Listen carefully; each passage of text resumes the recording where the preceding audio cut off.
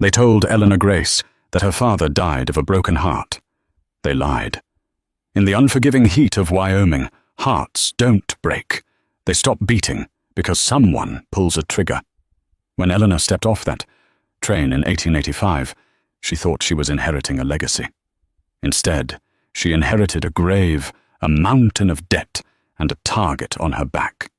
She was a city girl with soft hands, and no idea that the man watching her from the shadows, a silent, scarred cowboy with a reputation for violence, was the only thing standing between her and a shallow grave. This isn't a fairy tale. This is the truth about what happened at Blackwood Creek.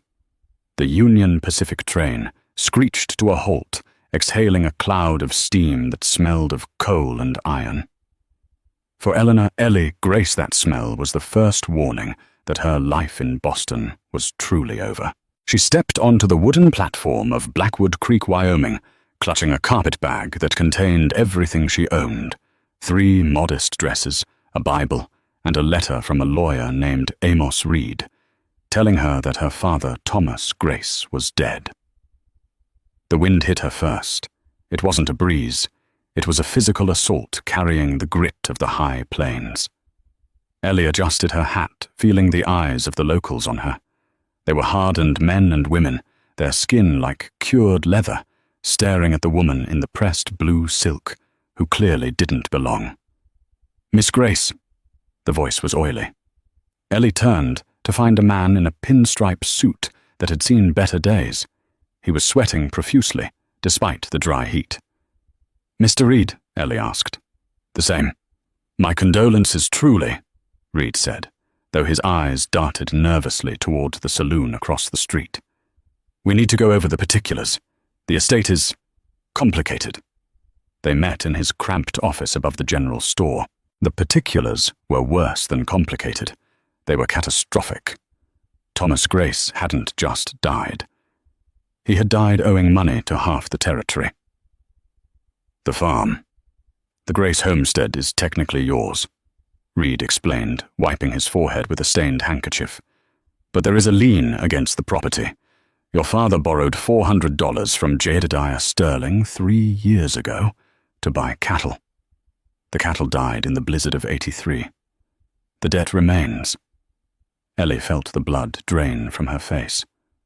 $400? I don't have that kind of money." "Sterling is a reasonable man," Reed lied. Ellie could hear the tremor in his voice. "He's willing to buy the deed from you.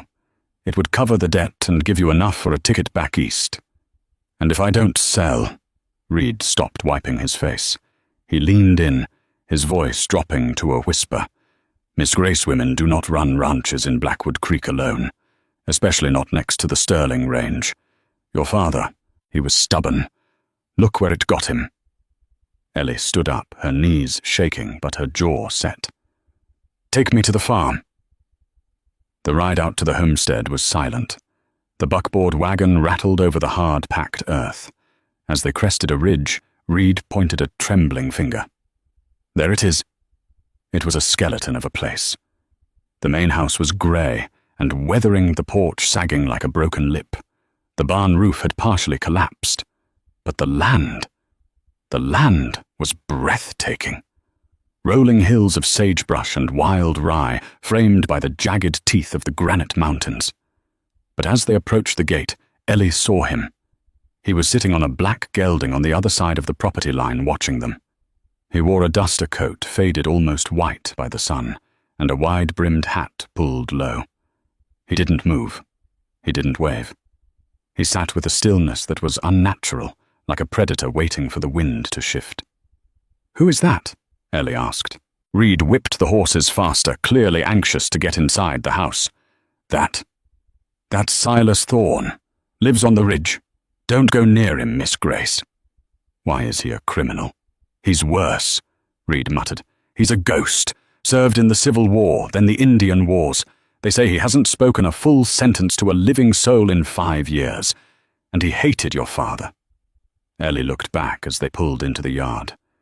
Silas Thorne hadn't moved. He was just a silhouette against the blinding sun, watching her inherit a kingdom of dirt. The house was worse inside. Dust coated every surface like snow. Dirty dishes were still stacked in the basin, crusted with mold. It smelled of stale whiskey and sickness. Ellie walked into the study, her father's sanctuary. Papers were strewn everywhere. She picked up a heavy ledger from the desk. It fell open to the last entry, dated 2 weeks ago. The handwriting was shaky, different from her father's usual neat script. Sterling made the offer again. Told him I'd burn this house down before I let him take the water rights. Thorne was watching from the ridge today. I don't know whose side he's on anymore. If I die, it wasn't the drink. Ellie ran her thumb over the ink. Tears pricked her eyes, but she swallowed them down. She walked to the window. Silas Thorne was gone. That first night was terrifying. The wind howled through the gaps in the walls, sounding like human screams. Ellie slept with a heavy cast-iron skillet next to her bed, the only weapon she could find. Around midnight she heard it. The sound of hooves. Heavy, deliberate. She crept to the window. Outside in the moonlight, a rider was circling the house. It was the man from the ridge. Silas. He wasn't attacking, though. He was patrolling. He rode a slow circle around the perimeter of the yard, stopped at the gate and sat there for an hour, his rifle resting across his saddle. Ellie watched him, her heart hammering against her ribs. Was he keeping her in or keeping something else out? 3 days. That was how long it took for Ellie to realize that the accident of her inheriting the farm was a calculated siege. The well pump handle had been smashed before she arrived.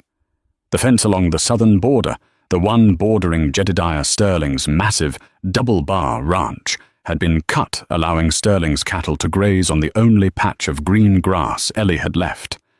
She was in the yard, struggling to nail a slat of wood over a broken window, when she heard the thunder of horses. A group of 5 men rode into the yard. They didn't look like ranch hands.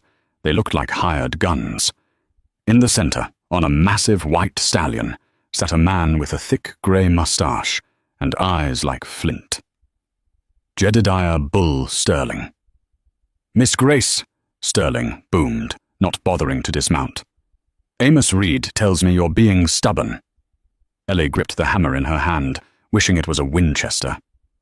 "Mr. Reed talks too much, and you're trespassing Mr. Sterling." Sterling laughed, a dry barking sound. "Trespassing, darling, your fence is down. My cows are already eating your grass. By the law of the range that makes it common land until you fix it. And looking at you," he looked her up and down with a sneer, "you couldn't fix a sandwich, let alone a 4-mile fence line." "I have the deed," Ellie said, her voice shaking but loud. "You have a piece of paper," Sterling spat. "I have the water, I have the money, and I have the patience. I'm offering you $200 now. The price goes down $10 every day you stay." He signaled to one of his men, a scarred thug named Kruger. "Help the lady understand the reality of her situation." Kruger grinned and unholstered a lasso. With a flick of his wrist, he didn't rope Ellie, he roped the porch support pillar next to her. He spurred his horse backward. Crack! The pillar gave way, and a section of the porch roof collapsed, missing Ellie by inches. Dust and shingles rained down on her. She fell back, coughing, the hammer flying from her hand. "Oops," Sterling said flatly. "Structural damage. Value just went down. Let's ride, boys." They galloped off, leaving Ellie in the wreckage, bruised and humiliated. She spent the next 4 hours trying to clear the debris. Her hands, used to embroidery and piano keys, were blistered and bleeding. She was hungry, thirsty, and fueled only by a rage she didn't know she possessed. She grabbed a pair of wire cutters and a heavy spool of barbed wire she found in the barn. She was going to fix the southern fence. It was a fool's errand. The roll of wire weighed 80 pounds. She had to drag it a mile to the break. By the time she got there, the sun was setting, painting the sky in violent shades of bruised purple and red. Sterling's cattle were there, chewing placidly on her grass. Ellie yelled at them, waving her arms, but they ignored her. She tried to string the wire, but she didn't have the strength to pull it taut. The barbs tore at her dress and sliced her palm. She sat in the dirt, clutching her bleeding hand, and finally she broke. She put her head on her knees and sobbed. The isolation was absolute. She was going to die here, just like her father. A shadow fell over her. Ellie gasped and looked up. Silas Thorne was standing there. Up close, he was terrifying. He was huge, well over 6 feet, with shoulders that strained his linen shirt. A jagged white scar ran from his left ear down to his jawline, disappearing into his beard. His eyes were dark, unreadable pools. He held a pair of heavy leather gloves in one hand. "Get away from me," Ellie stammered, scrambling backward. "Reed said you hated my father." Silas didn't speak. He didn't even blink. He dropped the leather gloves in her lap. Then he turned to the fence. With a strength that seemed impossible, he grabbed the loose end of the barbed wire. He didn't use a stretcher tool. He wrapped the wire around his gloved forearm and pulled. The wooden post groaned. The wire sang as it snapped taut. In 10 minutes, Silas did what would have taken Ellie a week. He repaired the break, weaving the wire with expert precision. He shouted once, a guttural, harsh sound, and waved his hat, sending Sterling's cattle stampeding back onto their own side of the line. When he was done, he walked back to Ellie. She was still sitting on the ground, clutching the gloves he had given her. He reached into his duster pocket and pulled out a small tin. He crouched down, invading her space, but his movements were surprisingly gentle. He gestured for her hand. Ellie hesitated, then offered her bleeding palm. Silas opened the tin. It was a pungent herbal salve. He applied it to the cut. The stinging stopped almost instantly. "Why?" Ellie whispered. "Why help me?" Silas looked at her. For the first time, she saw something behind the stoic mask. Pain. Ancient, deep-rooted pain. He reached into his pocket again and pulled out a folded piece of paper. It was old, yellowed at the edges. He pressed it into her hand, then stood up, towering over her. He tapped the paper, then pointed toward the Sterling ranch, then drew a finger across his throat. The message was clear. "Sterling is going to kill you." "Wait!" Ellie cried as he turned to his horse. "You can speak. I know you can." "Reed said." Silas paused. He looked back over his shoulder. His voice, when it came, sounded like grinding stones, rusty from disuse. "Reed is a snake." He mounted his horse and rode into the twilight. Ellie looked down at the paper he had given her. It wasn't a note. It was a receipt. Received from Thomas Grace $5,000 for safekeeping, to be held in trust for Eleanor Grace. Date, January 1884. Ellie's breath hitched. $5,000. That was a fortune. Her father hadn't died in debt. He had died rich. But the money was missing, and the only person who knew about it was the silent man who lived on the ridge, and the man who had just torn down her porch. She wasn't just fighting for a dying farm anymore. She was fighting for a stolen inheritance. And Silas Thorne wasn't just a neighbor. He was the vault. The morning sun didn't rise. It bled into the sky, promising a heat that would bake the resolve right out of a person. Ellie woke with her hand throbbing. The cut across her palm was angry and red, but the salve Silas had given her had drawn out the worst of the heat. She sat at the kitchen table, the heavy iron stove cold beside her, staring at the crumpled receipt Silas had pressed into her hand.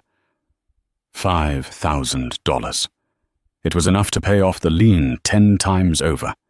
It was enough to rebuild the barn, buy a new herd, and hire hands.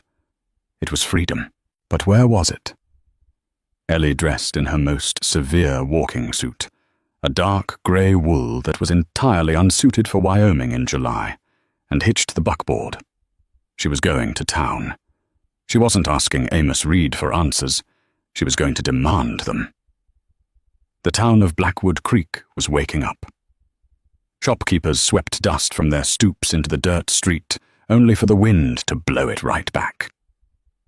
When Ellie walked into Reed's office above the general store, the lawyer was nursing a cup of coffee that smelled strongly of rye whiskey. He jumped when the door slammed shut. "Miss Grace, you're still here." He adjusted his spectacles, his eyes darting to the window as if expecting Sterling's men to be right behind her. "I'm not leaving, Mr. Reed," Ellie said, her voice low and steady. She pulled the receipt from her reticule and slammed it onto his desk. "Explain this." Reed looked down. His face, usually flushed, went the color of curdled milk. He picked up the paper with trembling fingers. Where did you get this?" "My father left it.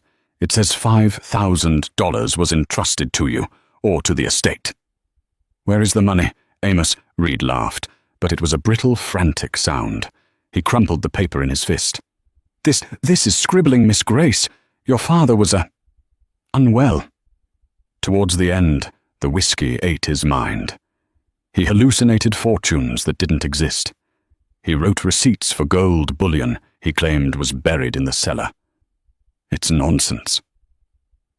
"It's dated January," Ellie countered, leaning over the desk. "He was sober in January. I have his letters from that month. His handwriting matches." Reed stood up abruptly, knocking his chair over. "It is not admissible. There is no money in the bank accounts. There is no cash in the safe. If Thomas had $5,000, do you think he would have let the farm rot? Do you think he would have let Sterling humiliate him?" He leaned in his breath, sour. "Burn this paper, Miss Grace. If Sterling hears you're running around claiming to have a fortune, he won't just cut your fences. He'll think you're holding out on him. He'll come for you, and this time he won't use a lasso." Ellie snatched the paper back. "You're lying, and I'm going to prove it." She walked out, her heart hammering. Reed was terrified. That meant the money was real, but he didn't have it. If he had stolen it, he would have fled town by now. Someone else had it, or knew where it was. The ride back to the homestead was grueling. The heat had spiked to near 100 degrees. The horses were lathered and blowing hard. Ellie decided to detour to the creek that ran through the north pasture to let them drink. But when she reached the bank, she stopped. The creek bed was a ribbon of cracked mud. There were only stagnant puddles left swarming with mosquitoes. "No," Ellie whispered. "No, no, no." This creek was the lifeblood of the farm. Without it, the few cattle she had left would die within days. She looked upstream. The water flowed down from the mountains, passing through the narrow canyon on Sterling's land. She didn't think. She just rode. She urged the horses up the incline, following the dry bed toward the property line. A mile up, where the canyon narrowed, she found it. It was a dam. Not a natural rock fall, but a deliberate construction of logs and sandbags, completely blocking the flow. Behind it, a reservoir of cool, clear water was building up, diverted into a newly dug irrigation ditch that led straight to Sterling's alfalfa fields. Ellie stared at the theft. It was a death sentence for her farm. "Hey there, little lady." Ellie spun around. Sitting on a rock ledge above her, whittling a stick, was Kruger, the man who had pulled down her porch. 2 other hands were with him, grinning wolfishly. "You're on double-bar land," Kruger said, sliding down the rocks. He still held the knife. "You stole my water," Ellie said, her voice trembling with rage. "This is illegal. Water rights are deeded." "Water belongs to the man who can hold it," Kruger sneered. He stepped closer. The other 2 men fanned out, cutting off her path to the wagon. "And you're a long way from home. No silent guardian angel here to help you today." Kruger reached out and grabbed the bridle of her horse. "Maybe we teach you a lesson about trespassing. Maybe you pay the toll." Ellie reached for the whip in the holder, but Kruger caught her wrist. His grip was bruising. "Feisty. I like that." Click. The sound was small, but in the canyon echo, it sounded like a cannon shot. Kruger froze. He looked up toward the canyon rim. Silas Thorne was there. He was lying prone on the ridge 500 feet up. The sun glinted off the long brass barrel of a Sharps buffalo rifle. He wasn't aiming at the sky. He was aiming directly at Kruger's chest. "Let her go," came a voice. It wasn't Silas. Ellie looked around wildly. Silas hadn't spoken. He had simply chambered a round. The threat was absolute. Kruger released her wrist slowly, holding his hands up. "Just having a conversation, Thorne. No need to get twitchy." He backed away. His eyes locked on the ridge. "You're making a mistake siding with her, Thorne. Sterling's gonna burn you out too." Kruger whistled to his men, and they mounted their horses, retreating back toward the Sterling ranch. Ellie let out a breath she felt she'd been holding for 10 minutes. She looked up at the ridge. Silas stood up slowly, shouldered his rifle, and disappeared behind the rocks. He didn't come down. He didn't offer comfort. He just watched. Ellie drove the wagon back to her farmhouse, her hands shaking so badly she could barely hold the reins. When she got into the kitchen, she collapsed into a chair. An hour later, there was a knock at the door. Ellie grabbed the skillet again, terrified it was Kruger coming back. She opened the door. No one was there. But on the porch there were 4 large wooden barrels filled to the brim with fresh water. Beside them was a heavy iron pry bar, a tool specifically designed for dismantling logs, and a note written in charcoal on a scrap of bark. "Tonight, moonset. We break the dam." They worked in the dark under the cover of a moonless sky. Ellie had never done manual labor like this in her life. The mud was heavy, sucking at her boots. The logs were slick and jagged. But Silas moved like a machine. He was in the water up to his waist, prying the heavy timber logs loose with the iron bar, his breath hissing through his teeth with the effort. They didn't speak. They didn't need to. Ellie hauled the sandbags away as Silas freed them, dragging them onto the bank. Around 300 a.m., the structure gave way. With a low roar, the water burst through the breach, rushing back into its ancient channel, heading down toward Ellie's farm. Silas climbed onto the bank, dripping wet, his chest heaving. He looked at Ellie. She was covered in mud, her hair plastered to her face, her silk dress ruined beyond repair. For the first time, the corner of his mouth twitched.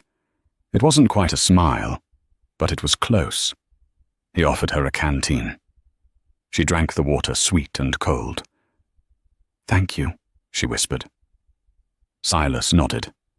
He pointed to her, then to the east, where the sky was lightening. "Go home. Before they see." The next 2 days were a deceptive calm. The water was back in the creek, the cattle were drinking, and the farm felt for a moment like it might survive.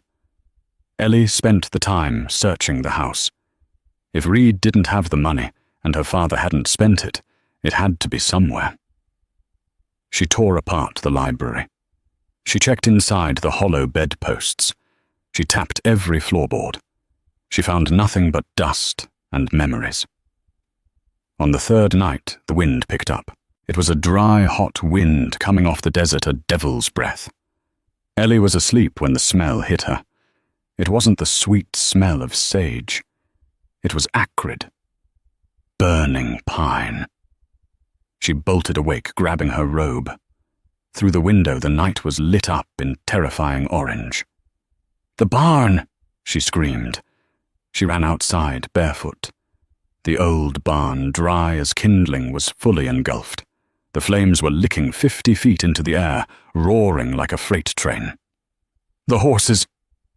She ran toward the inferno.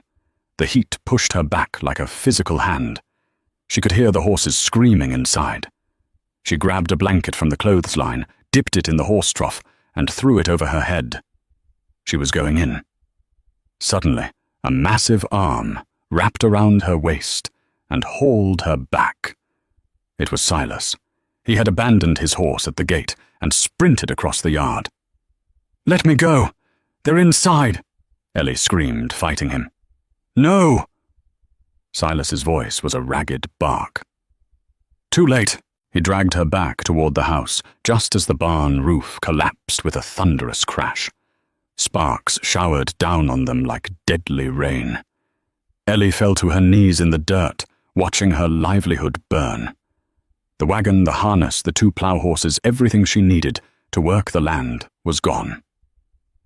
But Silas wasn't watching the fire. He was watching the dark perimeter of the fields. He pulled his revolver, a heavy Colt Dragoon, and fired 2 shots into the darkness. Ellie saw muzzle flashes return fire from the tree line. Whiz, thud. A bullet slammed into the dirt, inches from her knee. "Inside!" Silas roared. He grabbed her and shoved her through the back door of the farmhouse, kicking it shut behind them. He shoved a heavy oak table against the door. "Get down!" he commanded. He moved to the window, peering through a crack in the shutters. The fire outside cast dancing shadows across the room, illuminating his face. He looked demonic, soot-stained, scarred eyes, wild with adrenaline. "Who are they?" Ellie asked, huddled on the floor. "Sterling's hired guns," Silas rasped. He sounded like he was swallowing glass. "They didn't just light the fire. They're here to finish it." "Why?" Ellie cried. "It's just land. Why kill for it?" Silas turned to her. The firelight caught the jagged scar on his neck. "Not just land." He forced the words out. He tapped his chest. "Gold." Ellie stared at him. "Gold." Silas slid down the wall to sit beside her, keeping his gun trained on the window. The roar of the fire outside was deafening, but in Hull the air was heavy with secrets. "Sterling thinks your father found the lost Dutchman vein," Silas said. His voice was getting weaker, the strain of speaking clearly painful. "Years ago, before the cattle." "My father was a farmer, not a prospector," Ellie said. "He was a gambler," Silas corrected. He took a deep breath. "He won the map. From me." Ellie's eyes widened. "You..." Silas nodded. He touched the scar on his neck. "Sterling wanted the map. He sent men. 5 years ago. They cut my throat, left me for dead. Took my voice." He looked at Ellie with an intensity that burned hotter than the barn. "Your father found me. Sewed me up. Saved my life. I gave him the map to hide it. To keep it safe from Sterling. The receipt," Ellie realized. "The $5,000. Fake," Silas whispered. "A decoy. To make Reed look for money. Not the map." "Then where is the map?" Ellie asked. Silas looked at the burning barn, then back at Ellie. He reached out and took her hand, turning it over to reveal the callus she had developed over the last week. "He didn't trust paper," Silas said. "Paper burns." He reached into his boot and pulled out a knife. Ellie flinched, but he reversed the handle and handed it to her. "The mantle," he said, pointing to the fireplace in the parlor. "The center stone. It's hollow." Outside, the shooting stopped. The silence was worse than the gunfire. It meant they were moving closer. "They are coming," Silas said, standing up and checking the cylinder of his revolver. He had only 4 shots left. "Get the map. I will hold the door." "I'm not leaving you," Ellie said, standing up. "You have to." Silas looked at her, and for a second, the warrior mask slipped. He looked tired. He looked lonely. "You are the legacy, Ellie. I am just the ghost." He turned back to the window, leveling the gun. "Go." Ellie ran to the fireplace. She gripped the knife and jammed it into the mortar around the center stone. It crumbled easily. It was fresh clay painted to look like old mortar. She pried the stone loose. Behind it was a small metal box. She grabbed it. It was heavy. Suddenly, glass shattered in the kitchen. "Silas!" A shot rang out inside the house. Ellie clutched the box to her chest and ran back toward the kitchen, ignoring Silas's order. She found him struggling with a man who had climbed through the window. It was Kruger. Kruger had a knife. He slashed at Silas, cutting his arm. Silas weakened by the smoke, and his old injuries stumbled back. Kruger grinned, raising the knife for a killing blow. Ellie didn't think. She swung the heavy metal box with all her strength. Clang! The corner of the metal box connected with the back of Kruger's head. He folded like a cheap suit, hitting the floor, unconscious. Silas stared at the man on the floor, then at Ellie. He was bleeding from his arm, breathing hard. You, he wheezed, a look of genuine shock in his dark eyes. You stayed. I told you. Ellie said, her voice trembling but fierce. I'm not leaving. She walked over to him and tore a strip from her nightgown, binding his bleeding arm. We're partners now, Silas Thorne, she said, tying the knot tight. And we're going to burn Jedediah Sterling to the ground. Silas looked at the bandage, then up at her. He nodded once. A pact sealed in blood and ash. Outside, the roof of the barn finally collapsed into embers. The attackers, seeing their leader Kruger didn't return, had pulled back into the shadows. But the war had just begun. The kitchen was silent, save for the heavy breathing of the unconscious man on the floor and the distant dying crackle of the barn. The air was thick with the smell of burnt pine and copper blood. Ellie knelt beside Silas, her hands steady as she tightened the bandage on his forearm. The cut was deep, a nasty slice from Kruger's Bowie knife, but it had missed the artery. Silas watched her, his dark eyes tracking every movement of her fingers. For a man who had lived like a feral ghost for 5 years, being tended to seem to confuse him. You have good hands, he rasped the words, scraping out of his damaged throat. Ellie looked up, meeting his gaze. They used to play Chopin. Now they stitch wounds. She tied off the cloth and stood up. She looked down at Kruger. The hired gun was breathing shallowly, a growing lump on the back of his head. What do we do with him? Silas stood, favoring his left side. He walked over to Kruger, grabbed him by the collar, and dragged him effortlessly across the floor.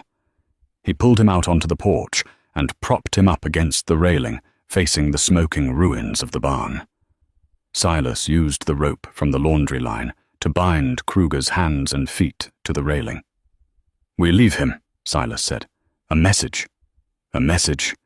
That we are not running away, Silas said. We are hunting. They went back inside. The metal box sat on the table. It was a simple lock box, rusted at the corners. Ellie picked up the knife she had used to pry the stone loose and jammed the tip into the lock mechanism. With a sharp twist, the lock snapped. She opened the lid. There was no gold inside, no stacks of cash, just a single piece of cured leather wrapped in oilcloth to keep out the damp. Ellie unfolded it. It was a map drawn in black ink that had faded to grey. It didn't show the whole territory. It showed a specific range of the granite mountains, focusing on a jagged formation that looked like a split tooth.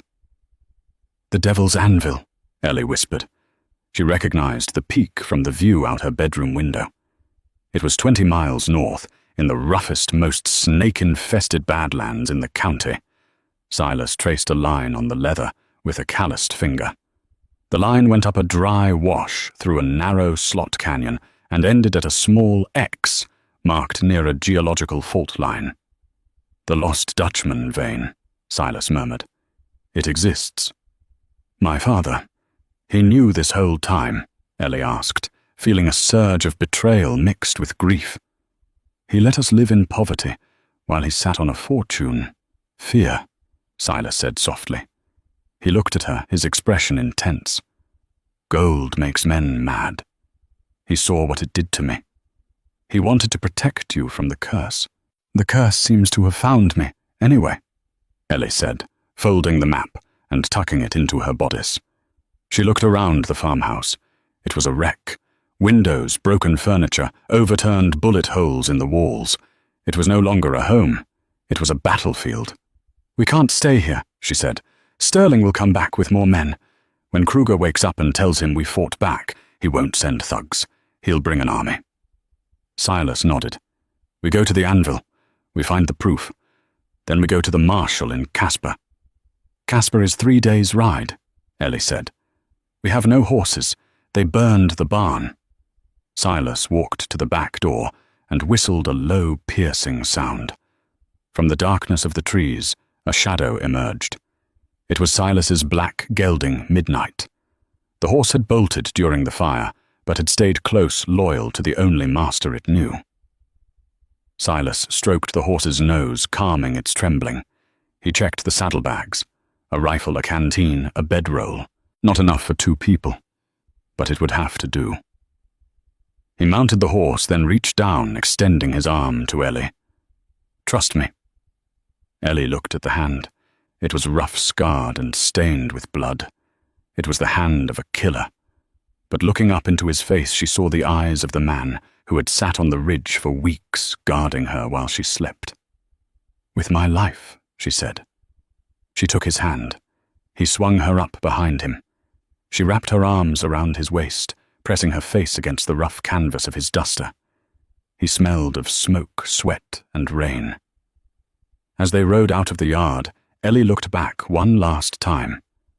Kruger was stirring on the porch. The embers of the barn glowed like angry eyes. She wasn't leaving her home behind. She was riding toward her fate. The Badlands were a furnace. By noon the next day, the sun was a physical weight, hammering down on the rocks until the air shimmered with heat haze. They moved slowly. Midnight was a strong horse, but carrying 2 riders through the vertical terrain of the granite mountains was grueling. Silas kept them off the main trails, sticking to the rocky scree where their tracks would be harder to follow. They didn't speak much. The heat made conversation difficult, and the constant threat of pursuit made silence a necessity. But the physical proximity was a conversation of its own. Ellie could feel the tension in Silas's back every time a hawk screeched or a rock tumbled. She felt the way he shifted his weight to shield her from the worst of the sun. They stopped at a small spring hidden in a cluster of boulders. Silas dismounted first, his legs stiff. He helped Ellie down. Her legs almost gave way, but he caught her, holding her steady for a long moment. "Drink," he said, handing her the canteen. She took a sip, then tried to hand it back. He shook his head. "More." "You haven't had any," she argued. "I am Camel," he said, the ghost of a smile touching his eyes. "You are Flower."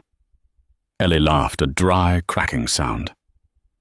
"I think I'm more of a tumbleweed at this point, Silas." He took the canteen, then taking a small, disciplined sip before capping it.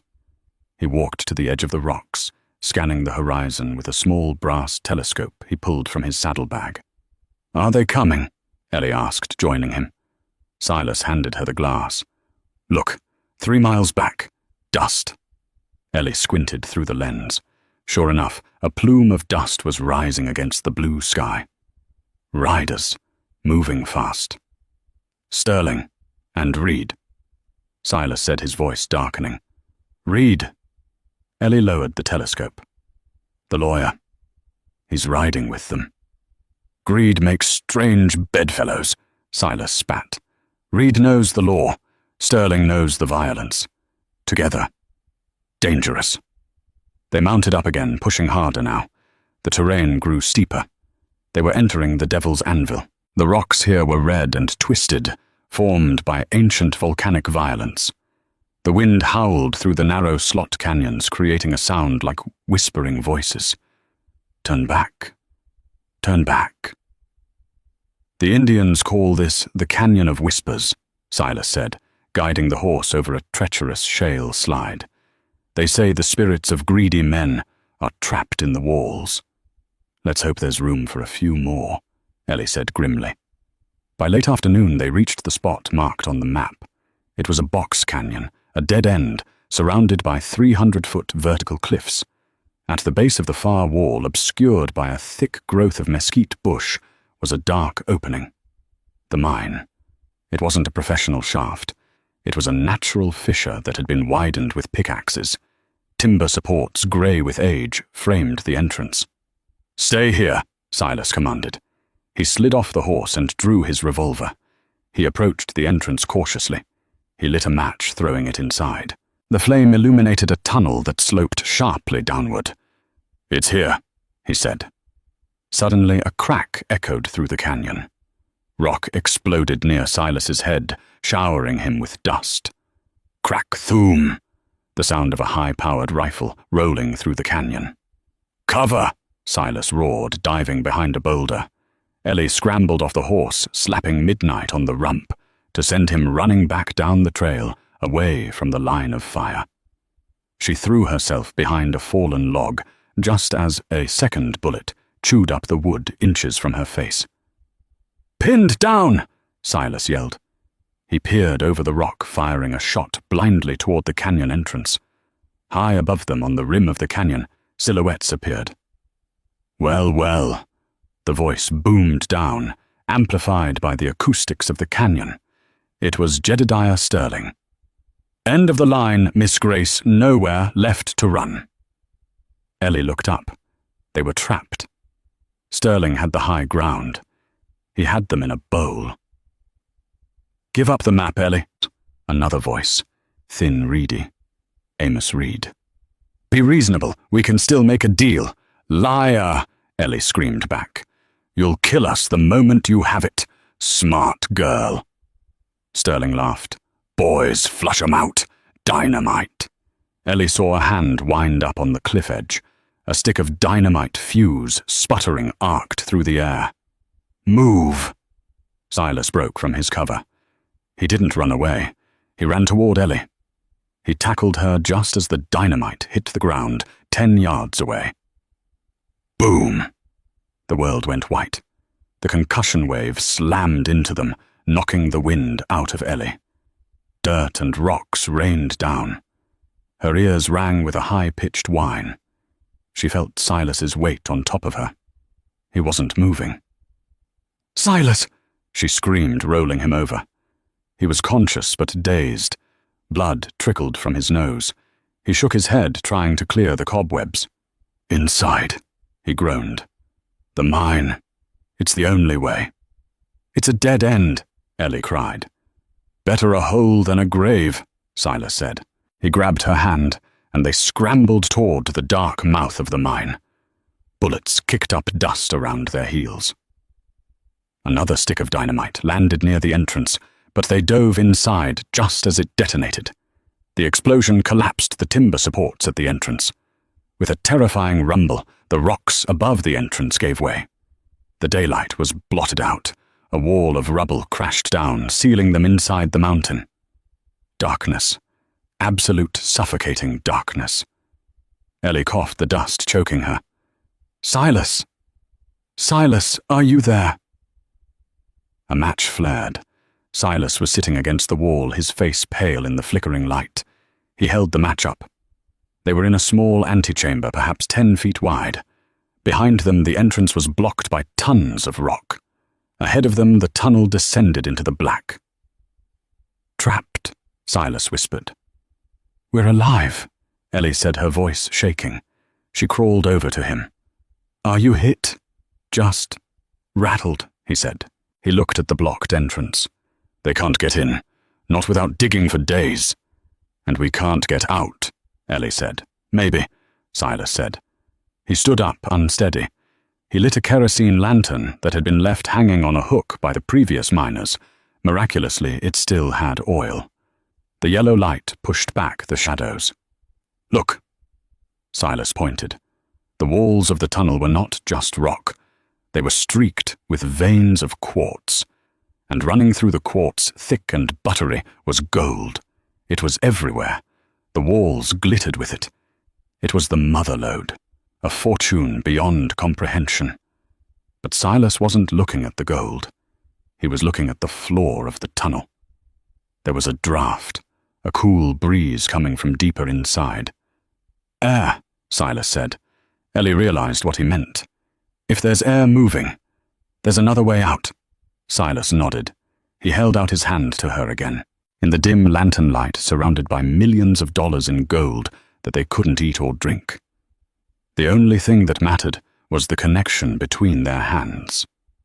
"One way forward," Silas said. Together, Ellie replied. They turned their backs on the blocked entrance and walked deeper into the dark, following the breeze into the heart of the mountain. The air in the tunnel grew thinner, but the draft grew stronger. Silas and Ellie moved through the dark, the lantern casting long, dancing shadows against walls that shimmered with enough gold to buy the entire state of Wyoming. Yet neither of them stopped to chip a piece off. The weight of survival was heavier than any nugget. The tunnel narrowed into a vertical chimney, a volcanic vent that twisted upward toward a circle of faint grey light. "I go first," Silas whispered, tying the rope around his waist and handing the end to Ellie. "If I fall, I don't want to crush you." The climb was a nightmare of scraped skin and burning muscles. Silas wedged his back against one wall and his boots against the other, inching up the chimney. He reached the top, hauling himself onto a narrow limestone ledge that jutted out from the cliff face hundreds of feet above the canyon floor. He pulled Ellie up. She collapsed beside him, gasping for the sweet, cool air. They were covered in soot, their clothes torn, bleeding from a dozen small cuts. They looked down. Far below, at the blocked entrance of the mine, campfires flickered. Silas handed Ellie the telescope. She peered through it. The alliance of greed was crumbling. Amos Reed was pacing nervously, gesturing at the blocked cave. Jedediah Sterling was sitting on a rock, cleaning his gun, ignoring the lawyer. The hired guns looked bored and restless. "They think we're dead," Ellie whispered, "or dying." "Let them wait," Silas said. He looked at the horizon. "We walk." It was a 10-mile trek across the high mesa to the nearest mining outpost, South Pass City. They walked through the night, guided by the stars.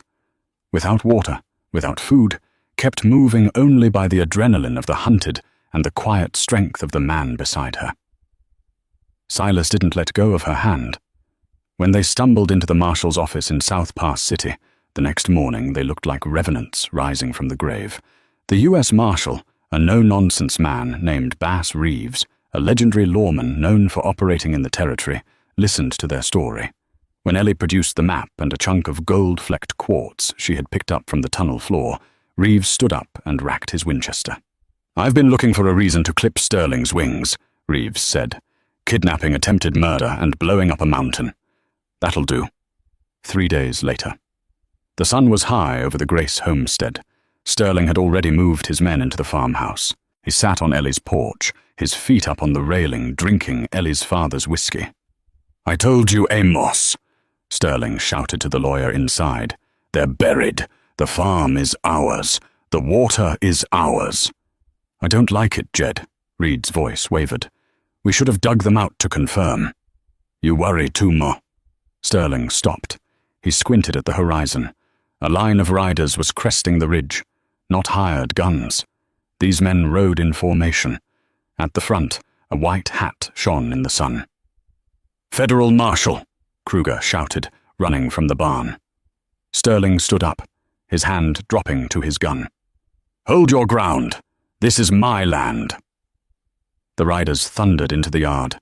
Marshal Reeves pulled his horse up, dust swirling.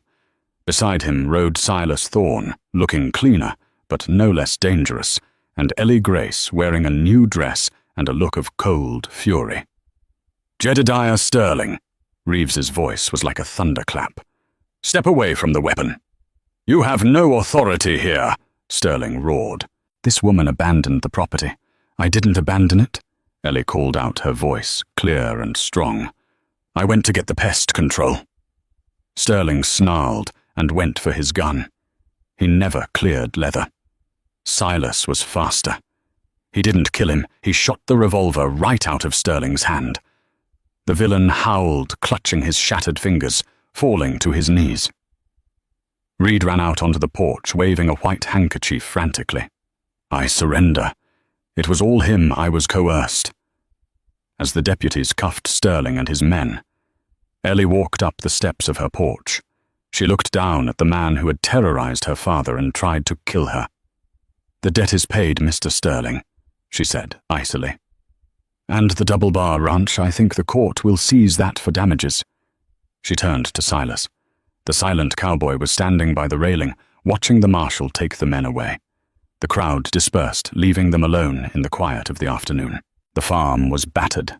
The barn was ash, but the land was still there. And under the mountain, the gold was waiting.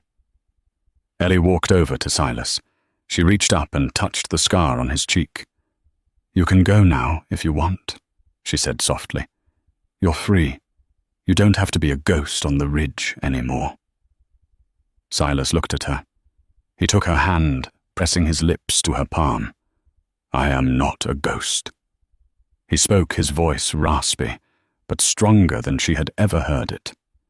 "I am home." He didn't need to say anything else. The dying farm wasn't dying anymore. It was just beginning. Eleanor Grace came west to inherit a farm, but she ended up inheriting a war. In the end, the gold wasn't the real treasure of Blackwood Creek. The gold was just metal cold and hard. The real fortune was the bond forged in the fire, the trust built between a woman who wouldn't quit and a man who thought he had nothing left to give. They say Silas and Ellie built the biggest ranch in Wyoming, not with the gold, which they donated to build the town's first school and hospital, but with cattle and hard work. They never fixed the scar on Silas's face, and Ellie never fixed the bullet holes in the parlor wall. They kept them as reminders. In the Wild West, survival isn't given, it's earned. What a ride, I want to know. If you were Ellie, would you have kept the gold for yourself or given it away like she did?